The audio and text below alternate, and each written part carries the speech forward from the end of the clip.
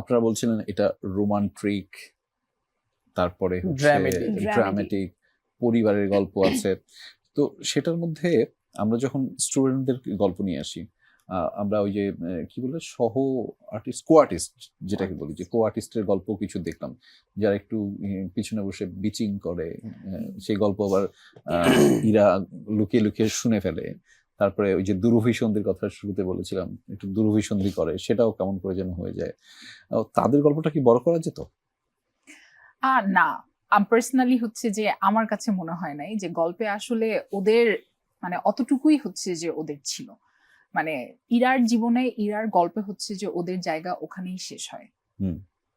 তো আমি মানে I wanted to keep it like that. এটা আমি দর্শক হিসেবে মনে হয় না যে আরেকটু বিচিং দেখি, মানে যদি ওয়েব সিরিজ হতো তাহলে হয়তো আপু ওদের ক্যারেক্টারগুলো আর আলাদা। আচ্ছা, আপনার কি মনে হচ্ছে যে আরেকটু বিচিং টিচিং এগুলো দেখার? না না, আমার কাছে মনে হচ্ছে ঠিক আছে। হ্যাঁ, তাহলে ওর সিন কমে যেত এইজন্য হয়তো।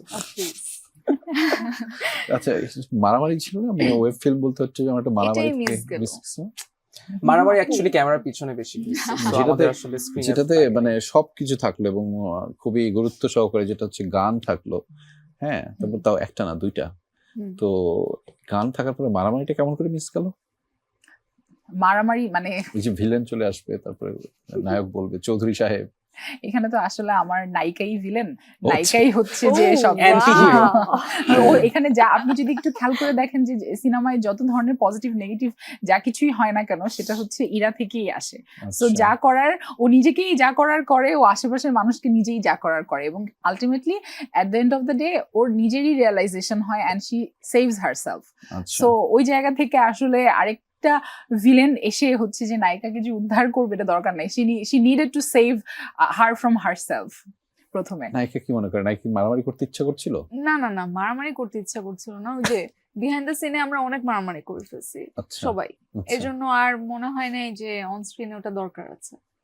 কিন্তু একটা ফাইট থাকলে আই থিংক ভালোই লাগতো, দর্শক হিসেবে আমার কাছে। যেখানে ফেরিস হুইলের সামনে ইরা মারুফকে মারতেছে, একটা মারামারি থাকতো ভালো। আচ্ছা,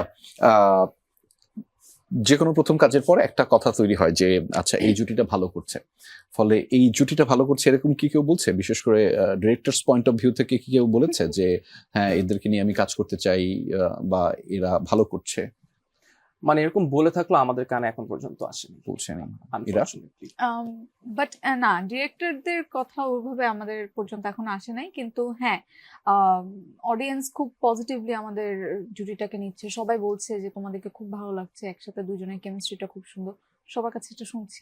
কেমিস্ট্রি যখন বলেন তখন কিন্তু আবার হচ্ছে এখন সোশ্যাল মিডিয়া, এখন এটার মধ্যে আবার মানুষ একটু সসি ব্যাপার ঢুকাই দেবে, কিন্তু তখন যে আচ্ছা কেমিস্ট্রি ভালো, which is good। কিন্তু ছোটবেলায় আমরা যাদেরকে দেখতাম, যে এখন তো কারোর কথা মাথায় আসছে না, বা যত শাহরুখ খান, কাজল, হ্যাঁ আমার কিন্তু সবসময় মনে হতো যে ওদের মনে হয় বাস্তব জীবনেও কিছু আছে, ওরা মনে হয় ম্যারিড অথবা ওরা প্রেম করতেছে। কিন্তু শাহরুখ খানের সাথে সবার সাথেই মনে হতো আমার।